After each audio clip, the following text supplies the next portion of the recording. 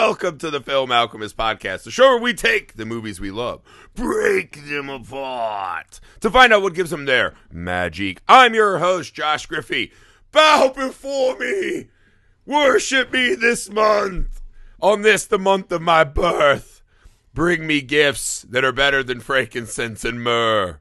Thank you, Alex, for being the fucking donkey. The mule, as we say in the trade, who will ferret these gifts to me. Yeah, that's my co-host, the cinematic equivalent of a drug mule. Alex Dandino, welcome to the show. Yeah, no problem. What's going on? First timer. How you doing? Yeah, first time, long time. I love that we started this last year. I knew that we had stumbled on magic, right? Just a whole month celebrating my birth, just a whole worshiping month me, my head buried in my hands. Yeah, laying cinematic gift sets to my toes, my perfectly formed toes. Alex's will be in September. I'm sure he'll be equally as obnoxious when his picks are presented to him. I think everybody remembers that I wasn't, so let's get this going. That's bullshit. That's revisionist history. All right, settle down, Ben Shapiro. We got a pod before today's just cinematic fist fight from my wife, Amy Griffey. A little business. Everyone, please go check us out on Patreon, patreon.com/filmalchemistpod. It's Griffey's birthday month. Do it. It's my birthday month. This would be a great little birthday gift if you would join our Patreon community. The thing is, we have a massive library of Patreon exclusives. We have some really fun miniseries over there, more coming. We've got feature-length commentaries. You can even have us talk about a double feature of your choosing. So we work really hard to try to make that worthwhile. Actually, sometime this summer, we're going to poll all the patrons and figure out how we can make it even cooler. So we try to really keep base and make sure that we're doing a great job over there. So again, that's patreon.com/filmalchemistpod. If you would be so kind, please go support the show over there. YouTube, Film Alchemist. Email filmalchemistpod@gmail.com. We're on all the socials you're on, including TikTok. You can see clips and some special stuff we've done just for TikTok. So go over there, check that out, please. It would mean the world to us. You can check out some movie projects that we're working on over at misfitparade.net. Our film Sugar Tits is hitting the festival circuit, and it's going to be a blast this summer. So please go join the Misfit Parade. We would appreciate it. Also, you can now check out your boy Griffey on Looper. So YouTube, Looper, a big old conglomerate. They hired me to come in and do some video takes. So by the time you will have heard this, I'll have a lot of them under my belt. But we did Mad Max versus the Road Warrior. We did Is the Phantom Menace the worst Star Wars film? A Bad Boys franchise rewatch. A lot of fun stuff over there. Even some Fallout, right? They got me to watch TV. So you can go see me doing some video stand-up guy stuff over on Looper, on YouTube and all the other socials, man. I would appreciate the support. Happy birthday, Mr. Griffey. Just like a throaty rendition. That's what I'm looking for. I eschew the traditional birthday song. I send everybody this one. It's called the Viking Birthday Dirge. Yeah. That's the one I send to everybody. So ironically, my one I send is Jack Black from the SNL, where it's Seth Meyers. He's like, aren't you tired of that tired old birthday song? It's so long and hard to remember. And essentially Jack Black and Will Ferrell come out, and he just does like an amazing Iron Maiden song. Yep. And it fucking rules. So that's the birthday song I send everyone, which is very fitting for today. The first person to kneel before me on this, the month of my birth, as the planets aligned and spew forth a middling podcast host with graying hairs. I'll work on that. It's going to be a really impressive intro. The first person who picked a movie for Griffey this week as this month of Griffey's birth, the first movie out the gate is from his loving, doting wife, who tolerates him daily. Yeah, that's right. Amy Kneel Griffey. Before me, who wife. Also listens to the show. Amy, we love you. Thank you very much. We do. I do love Amy. No, I'll have a grandiose Skeletor style intro for the last week of this, but I'm sure you will. It's a work in progress. Amy chose 2006's Nacho Libre, starring Jack Black. She did not give an explanation why, but Griffey, I'm assuming you have one. I can fill this in. So when we were in college, we had to travel probably about like an hour and a half, 2 hours to a theater to see Napoleon Dynamite. We had heard what a wonderful film it was. And it was one of my favorite, like, trekking to go find a movie days of my life. It was really fun. Love Napoleon Dynamite. My wife absolutely adored it, right? And when Nacho Libre came out, as most people remember, it was not very well received. Right. It was not very well liked. There may, in fact, be no bigger fan on the entire planet of Nacho Libre than my wife, Amy Griffey. She fucking loves this movie. Adores it. I mean, crying, laughing when we watch this movie. Jack Black is just one of our personal, like, all-time favorites. We love everything Jack Black. He's wonderful. And there's kind of this weird mix. I don't know if she sees us in it. Like, she thinks I'm a little Nacho and she's a little Encarnacion. I don't know why she likes... I know why I like this, because I was raised a wrestling kid. Right. And I'm obsessed with Jack Black, and I think it's very funny. I think it's a super fun, just, like, completely turn the brain off nonsense ride. I think it's fucking great, too. But I don't know why Amy loves it so much, but she does. In the last time we were at a convention, she actually found someone who drew, like, this beautiful Lucha Libre poster of Nacho, and she's like, I have to buy this. The only thing she bought all day was a fucking drawn picture of Nacho Libre. And that's it. She likes that in Studio Ghibli. I don't know. She fucking loves this movie, though. And rewatching it, she was mad at me because we had another family incident, if you can fucking believe that. This one ended happily, though, so it's all good. Okay. But she's mad at me because I had to watch it early this morning without her, and she's very mad at me. Sorry, Amy. But I'll watch it with you again, Amy, anytime. I don't know what to say about Nacho Libre other than it's fucking funny. Like, to me, it's just fun. And I get the critique, right? You watch Jack Black almost like a rat caught in this Napoleon Dynamite trap, right? Yeah. Like, you can see the moments of the performance where, like, Jared Hess's performance as Napoleon would kind of stop and just stare slack-jawed, which worked really well in that movie. And Jack Black must make an extra, like, 15,000, like, goofy faces after every sentence and moment of the movie. You can see him pulling at the kind of Jared Hess-style movie, right? I think I said Jared Hess was Napoleon Dynamite. Neither here nor there. It's John Heater, but yeah. Yes, that's right. But what it is it's just one of the funniest comedic actors we have. Absolutely. I mean, this is the comedic equivalent of just chewing the fucking scenery. Yeah. Every moment is played for a home run laugh.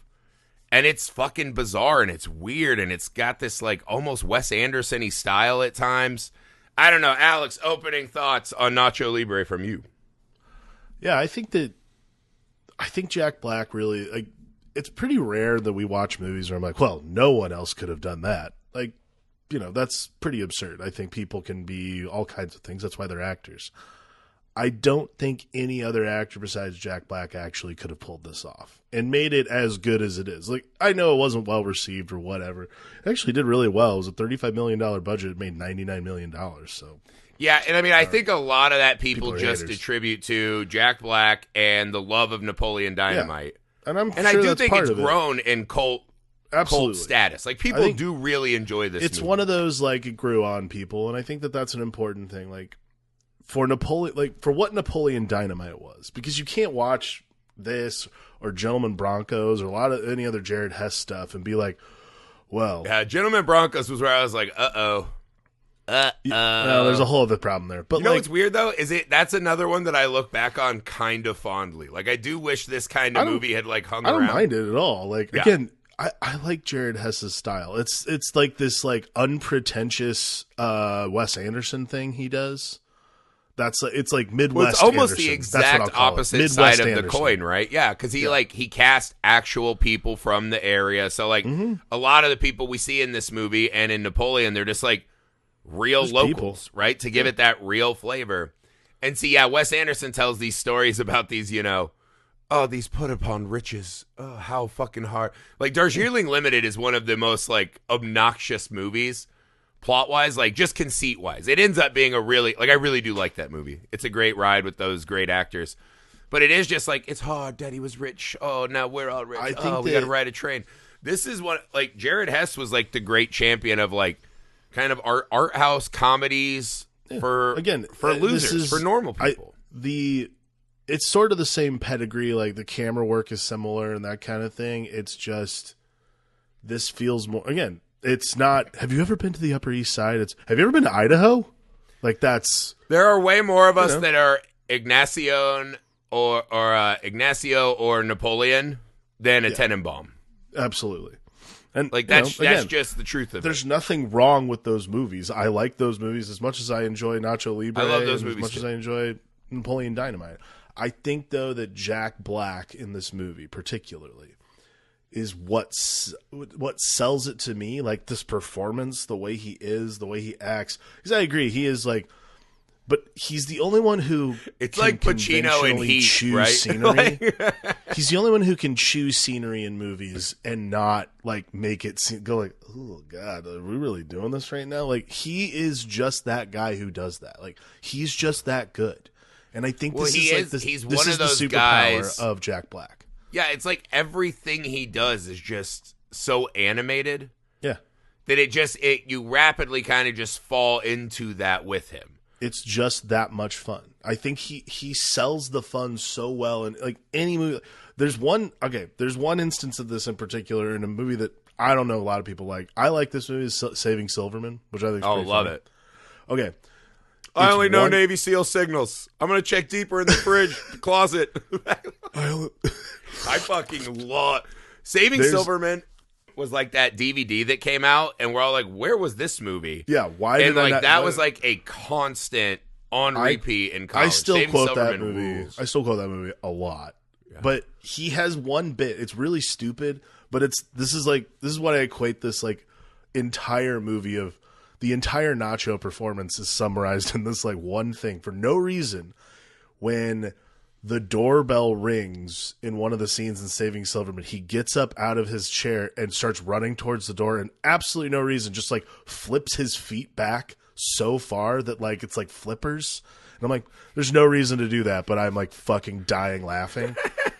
This is sort of like the cinematic like stretching that bit out, and it works. The entire fucking movie is really good. Well, also this movie, Nacho's one of those. I am rooting for Nacho. It perfectly kind of is this vessel that Jack Black fills, right? Which is this kind of underdog loser with big fucking dreams, and even though he's getting stepped on, he still has this big heart and soft spot and warmth towards like the kids of the orphanage and this and that. So it's kind of this plucky loser who just keeps getting crushed but keeps coming back because they have to have a dream, right?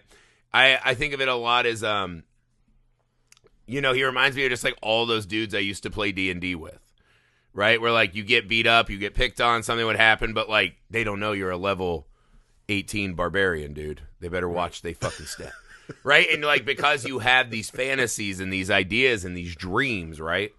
Mm-hmm. Like I relate to that, right? Being this like, loser kid in the middle of nowhere and just being like, wait till they fucking see what I become someday. Like, It's a perfect, and Jack Black is so fucking good at that. Like the best version of this is School of Rock, right? That kind of wish fulfillment thing.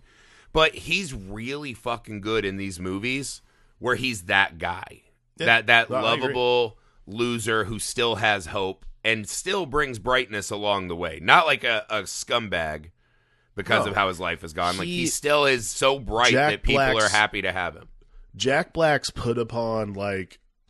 I'm trying to do the right thing kind of for the wrong reasons, but eventually for the right reasons. Superpower as an actor is that you want to root for him the whole time. Like he's so fucking likable. Yeah. And, well, the movie also makes a good strategy, which is all of Nacho's hate is directly aimed only at Steven. Yeah. And so every time he loses a total bitch. He loses it and is a bitch to Steven. But he's never mean to Chancho or the kids. He's never mean to Encarnacion. So, like, that's his place where he knows he needs that people also are kind of suffering.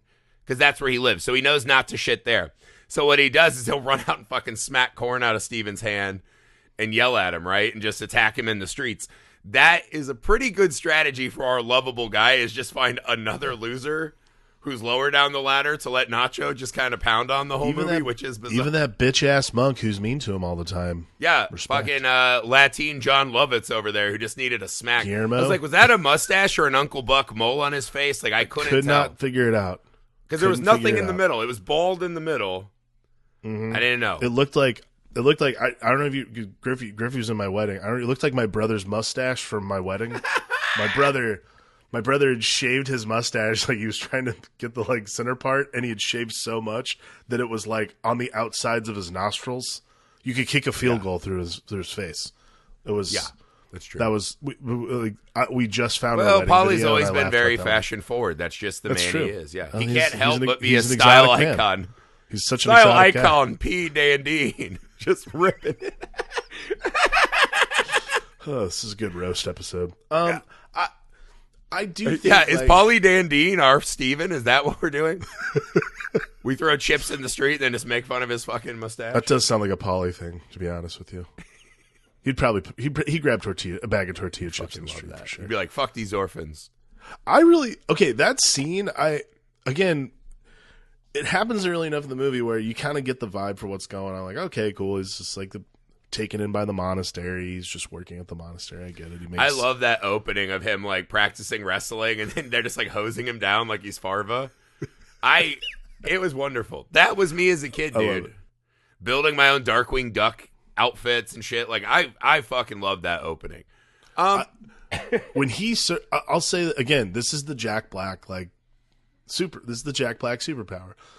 Just small things like when he serves the first thing he serves the food, he's like, "It's good today," and he takes the bite and spits it out, and it comes out of his nose. I'm like, amazing. Yeah, somehow got it out of his nose. Pretty awesome. How unbelievable. That was like one of those I have things had like, wow. diarrhea since Easter's. He's just everything. Like everything he does is so extra. Like the one that always killed me was when he was revving up his little motorcycle, his little tricycle. And he's like kicking his head back and shit. Just literally everything that guy does is so It's just extra. those little things that make Jack Black's performance that much. Because that's the more thing. They're powerful. not little. They're so big and in your face. They should pull But us they're- out of what he's doing. Right. But there's like those little. Yeah, there's just and like that's little the thing. things. Because, like, Napoleon did that, too, right? Where he's like, he doesn't have any sweet skills, like nunchuck skills, bow staff skills. Yeah. Or, like, learning the dance super well out of nowhere. Like, he was so weird that he wasn't living in the same reality as us. So you can accept that fucking bizarre behavior.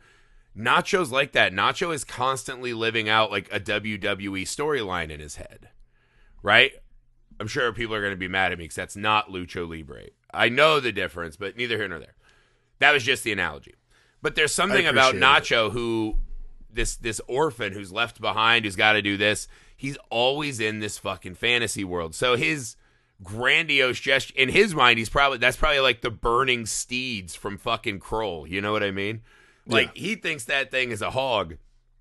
And it's like this little fucking stupid bike. But that, I mean, everything he does, you see, like, it starts getting a lot bigger, obviously, like when he takes Encarnacion for the fake date and he's just doing his, like, butt cheek moves. You're like, all right, this is, like, the logical endpoint of that, right? It's not just, like, funny eyebrow. Like, when he talks to Encarnacion, every single line it ends, he's like doing, like, a Jim Carrey bit. Like, his whole face is moving in different directions. But you're like, for him, it works. It's charming. I dig it. I did love it. It's weirdly endearing. That's what it is. Like, it's an endearing quality for a character that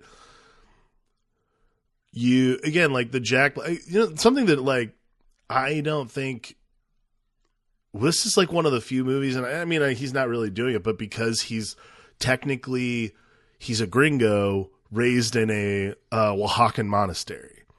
Yeah, his dad was Mexican and his mom was Swedish. Is that what they said? Mom was like Swedish. Yeah. His mom was a Swedish, Scandinavian Lutheran missionary. That's right. Like, but he has this, again, he has this accent, he has a mustache, like all these affectations that, like, would make you think the wrong thing. Mm-hmm. And it gets not even like, but I think this is a crazy thing. Yes, there's an explanation for it, and that's fine. But, like, it gets swept under the rug so quickly because the performance is so, again, it's this endearing quality Jack Black has, which is why I keep saying, like, he is the only actor who can do this part because we just want to follow Jack Black. That's it. Even as an orphan, he plays this like, the sun will come out tomorrow. Yes, exactly. And that's how let's be fair. That's how we like our orphans best. Like through a movie screen singing beauty songs, right? Like we don't want to be in the harsh realities of orphans. Not the real reality of orphanages, no. Yeah. Like Bruce Wayne's an orphan, right? But he's a fucking billionaire with a butler. Sure, so you don't have to like wrestle with that so much, right? I know a lot of people that would trade Bruce Wayne that one bad days. You know what I mean? Yeah.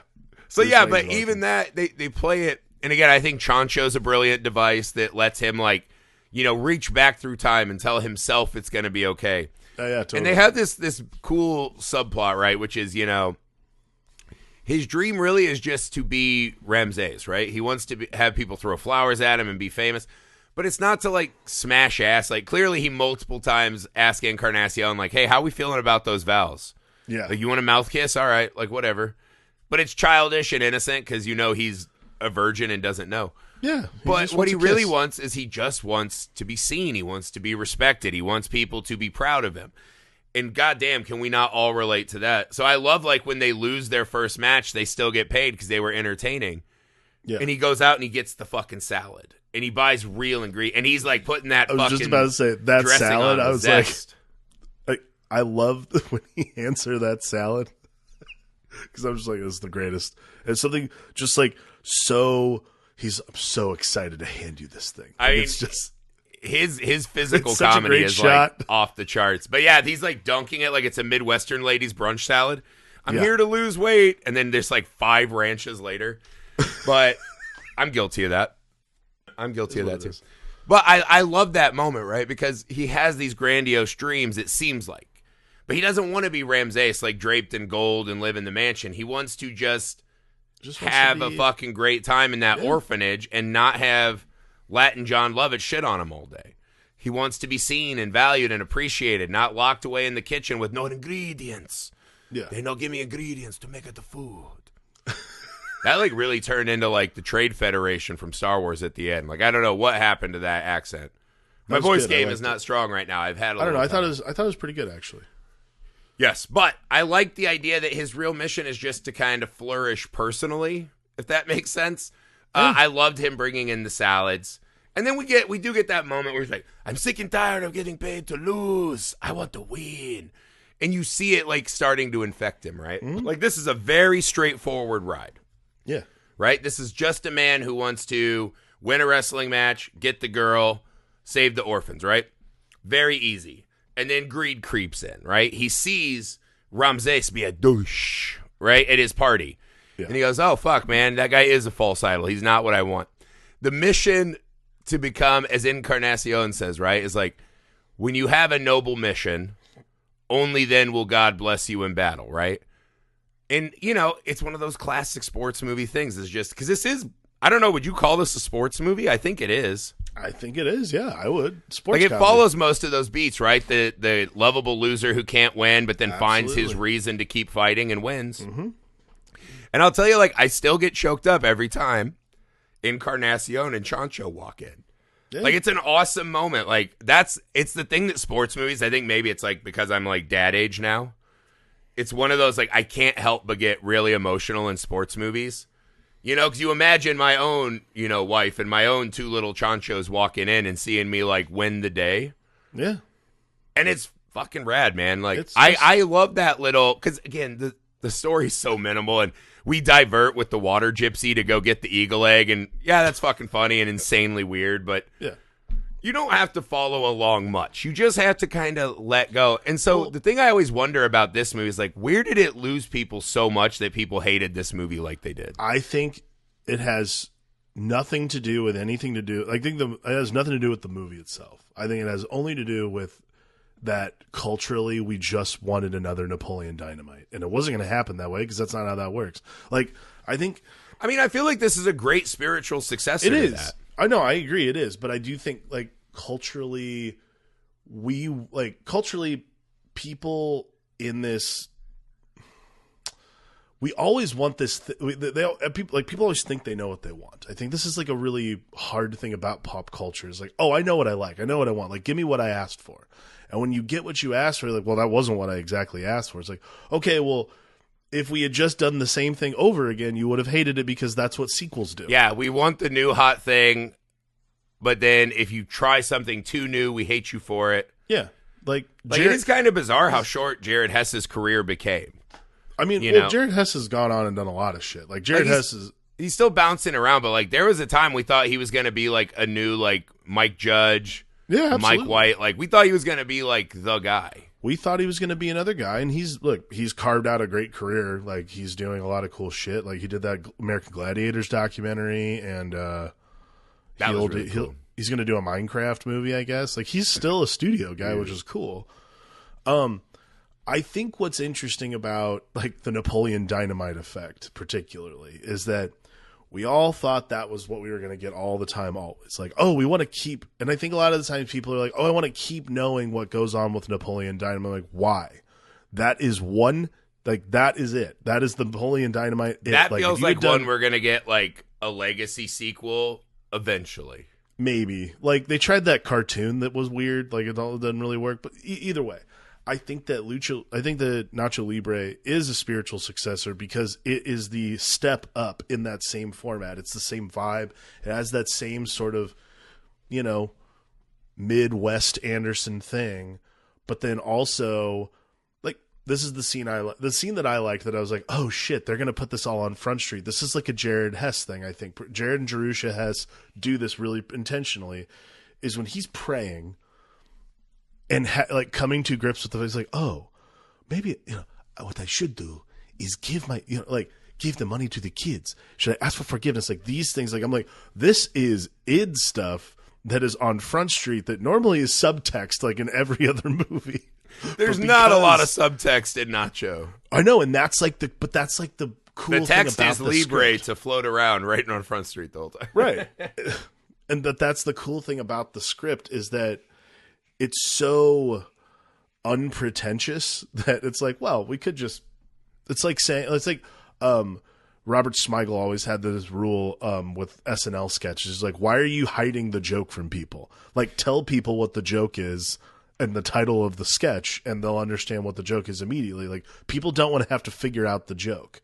Yeah. So I think that, like, what I like about this script, what I like about this script is it is very much like. You already know what we're doing here. Like, this is the joke. Like, this is the bit. Jack Black's a 5'5" wrestler. It's not like Cool Runnings where it can be funny, but like there's a lot of drama and stakes. Yeah, no. This is about being funny and being entertaining. Also, yeah, I do feel like I think there was just like a bristling against the package of the movie, right? I think it's so just too. You see Jack Black going so fucking big. You see that kind of Wes Anderson-y thing. The Lucha Libre setting, I think, with everyone's like, what the fuck is this? You can see like how it just kind of missed. But while looking back on it, I was like, this movie delivers every single thing I want. Maybe like 1 to 3 too many like fake fart sounds. That's like a huge, like, I am not a fake fart sounds kind of guy. Other than that, it's like, what was this movie not giving me that I was hoping when I turn on Nacho Libre with Jack Black? You know what I mean? I also, like, what was the moment where I was like, this is not fulfilling my contractual bond between artist and audience? I don't know. I think that it's just there's that contract with the audience of like, I am here to be entertained. I want to be entertained in the way I expect to be entertained, and that's just like, it's such a false contract with with the filmmaker. Is like, excuse me, I'm here to entertain you with what I've made. Hopefully you are a fan of what I've done, but I'm not going to give you exactly what you're asking for because that's not that's not what anybody is as an artist. So it's just the way like you watch like my wife watch this movie and just fucking love every second of it. Just absorb it. Just the way. And I was like, I admire people that can like fully sink into movies like that, because I feel like maybe just the nature of like what we do here and making movies and doing like dissection videos and this and that, it's hard to ever just like watch a movie as like just a piece of art. Like very rarely am I fully transported transported. And when I am, you're like, that's your like everything everywhere all at once. Like earth-shattering cinema where you're like, this is like one of the best movies in a decade, right? Very rarely. But like when you just watch my wife watch Nacho Libre and just the joy it brings to her, you're like, that's the deal the movie made. Is that for a portion of the audience, you're just going to fucking laugh hard for 90 minutes. You don't have to be too involved. You don't have to, like, examine your own shit. But you can, right? Like, when Nacho's sitting there and he tells Chancho, you know, before he, like, takes off to town, he's just like, you know, someday I'll have my moment of glory in that big hot sun. Like, who can't fucking relate to that? Like, and I think that's the thing is some people, if it's not introspective enough, you give it points for like no introspection, like, which is absurd. The emotional journey that we watch this, you know, orphan who'd grown up to be locked in the kitchen. It's his Quasimodo like wrestling loving existence. You're like, I feel like we see like that kind of like little lane for personal betterment, and then by the end of the movie, it looks like he's doing okay. He bought them a bus. He took them to this cool place for a field trip. He's giving the orphans the life he wished he had as an orphan. You're like, that's enough. The movie did enough. Yeah. Like, it has something in there. That was right? what But I you're not wanted. buying the ticket for introspective orphan journey. Look, the fact that we got introspective orphan journey is the reason you're like, oh, I also got that. Barely, I bought the ticket. Yes. I bought the ticket to watch the guy who made Napoleon Dynamite make another movie. I wanted to see a wrestling movie. That's what I wanted. That's all I wanted. By the way, the fight choreography, the wrestling was really fun to watch. Like, it is fun. It's kind of goofball. Good. It doesn't. I think if there's a critique, is that the lucha libre style is so fast and athletic. Yeah. Which, you know, you're probably not getting on a lot of film sets with Jack Black, because if you watch like lucha libre matches, it's fucking wild. Yeah. And they weren't gonna get that, but honestly, I thought the wrestling was really fun. Like, it has a nice flow to it.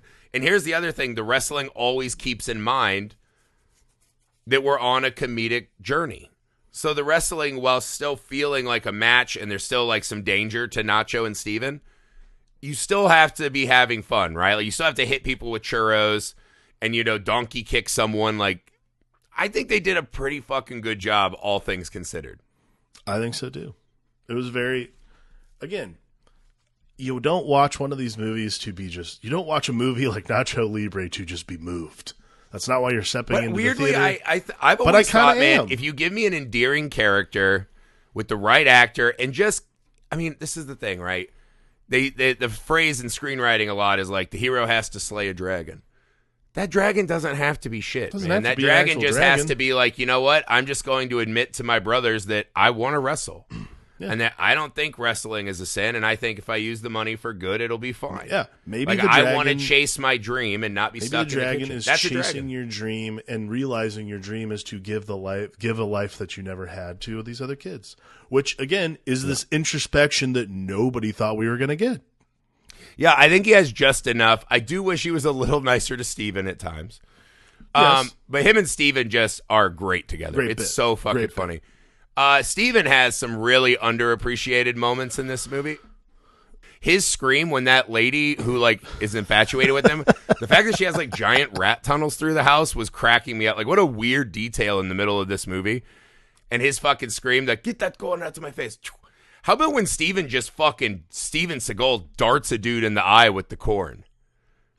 That was fucking crazy. Like, that's just a scene that happens, and then we just get right back to like, well, I'm wrestling tonight in the Rumble Jam. I truly love how glazed over some of those things are. Like, that's the kind of thing that I'm like, that's the kind of directing thing. You're like, that takes like the true like kill your darlings thing where you're just like, I can't have it in the movie. It's like, we got to keep going.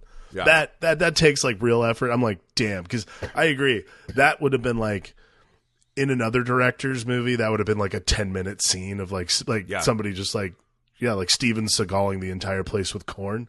Like, well, it also gets to this point, like, it takes us back to like, it feels like a fantasy that like a child tells us after the fact. Yep. So like Nacho has room to do these weird, like, do we think Nacho actually climbed that mountain and ate an eagle egg, or was this like they're telling us the coolest version of that? Like, it doesn't matter. Like, why? Because later on, when he gets banished from the monastery, all he does is like go like 30 feet and build a hut. I'm like, there's no way he climbs. I'm going into the wild, probably to die. Probably to die. Like, what?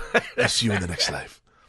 again, he's doing this like he's doing these like ridiculous. This is a ridiculous movie. Him trying to sit in his tiny really hut sweet. of sticks did fucking crack me up. Oh my god, dude! How did what you a great find me? visual. I saw you from town. They're like, "Hi, Nacho." Bueno. It's stupid and it's fun. And tell me that when Encarnacion and Chancho walk in and he gets to fighting, and when he flies like an eagle, dude. Like, if you've ever seen that clip online with Creed underneath it, so funny. Magic. That's who should have scored the movie. Scene is Creed. itself. The scene itself is just absolute magic. Creed should have scored the movie, and him flying through and taking him out and then hitting the roll up on him, like, that's fucking gorgeous, man. Like, it's a fulfilling, stupid fucking journey. And I love it. And you know what? That's all I fucking need sometimes, man. Sometimes life is fucking hard, man. And like lately I found myself in a really fucking brutally hard section of my life. And for 92 minutes, I had a giant shit-eating grin on my face. And I wanted nothing more than to just watch Nacho bring back a salad to the orphans. Like, that was enough for me. And sometimes when you have a movie, this is what we talk about with Alchemy, right? I think this movie is so much greater than the sum of its parts, right? Jack Black is a great fucking part.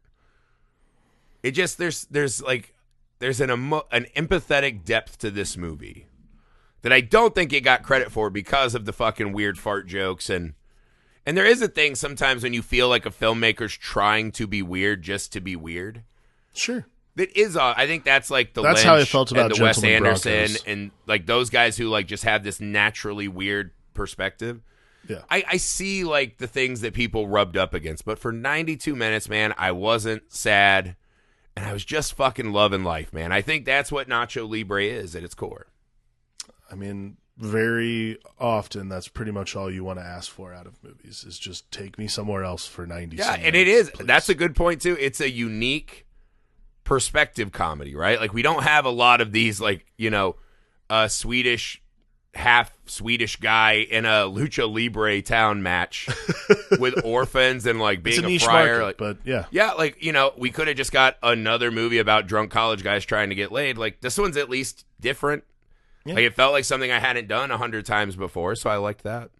I don't know. I think maybe my wife, after all we've been through the last month, just wanted me to have a nice morning, man. I think that's the present she wanted you to have. I think that's what she was trying to give me because she is the sweetest person on earth. She's a And I good do wife. like Nacho was a balm for my soul. Like, I felt lighter when this movie was over. I felt very happy. And so I think if you were lucky enough to make movies, period, if people just enjoy watching them, that should be enough, man.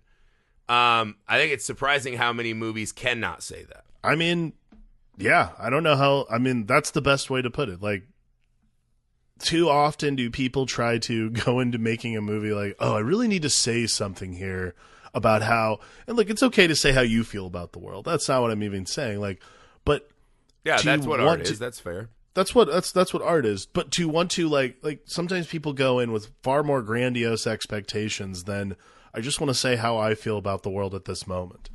If you're trying to say anything more than that, I think you're kind of reaching for something that maybe you don't need to. Well, I think we've also gotten to this place where a lot of people, it's kind of cool to say, I don't care what the audience thinks. I'm making this for me. That can work in a lot of places. Film is too big and time-consuming and expensive. You have to think about making a movie that audiences will like. Not always, right? Like, some people are lucky. They don't have to do that. They can just make fucking weird-ass shit and hope that it lands. But I don't fault movies for that. Like, making just a crowd pleaser. And that's what Nacho Libre is, man. That's it! The bell has rang. We pinned Nacho Libre. We defeated my wife in honorable podcast combat. The first person who brought gifts before me. Right? As I sit like King Conan atop my fucking throne of skulls. Who's the next peon who will bring me a gift, Alex? Oh, your next is your cohort at Misfit Parade, Heath Benfield. My co-creator of the Misfit Parade, our little movie company, Heath Benfield, I know he Coming in picked hot. something great. Coming in hot with Maniac Cop. Yeah, see, I knew he would have picked something that's right up my alley. I fucking love Maniac Cop. So I'm very excited to talk about that. I'm very excited to do this month of birthday movies for me, Mr. President. Like, I want that throaty old smoker lady singing. Happy birthday, Mr. Griffith. I don't know. Maybe like a Boss Nass kind of tone in there. I don't know. We'll figure it out. She starts singing to me and then just... Right? Yeah. Oh, thanks for that, too. Oh, You got a real Phantom Menace thing going on right now. yeah. All right, that's it. We're going to get out of here. Check out the Patreon. Film Alchemist Pod, patreon.com. Or patreon.com/Film Alchemist Pod. YouTube Film Alchemist. We're on all the socials, including TikTok. Email filmalchemistpod@gmail.com. Make sure you go check out the Misfit Parade, misfitparade.net. Make sure you go check out Looper on YouTube or whatever socials you're on. You'll see some videos of your boy Griffey here. Looper Got It Wrong is one of the series we're doing. Rewatch of the Bad Boys franchise. Go check out some of the videos I'm doing over there. Love, support, They're good. share everything. We appreciate you. Bye.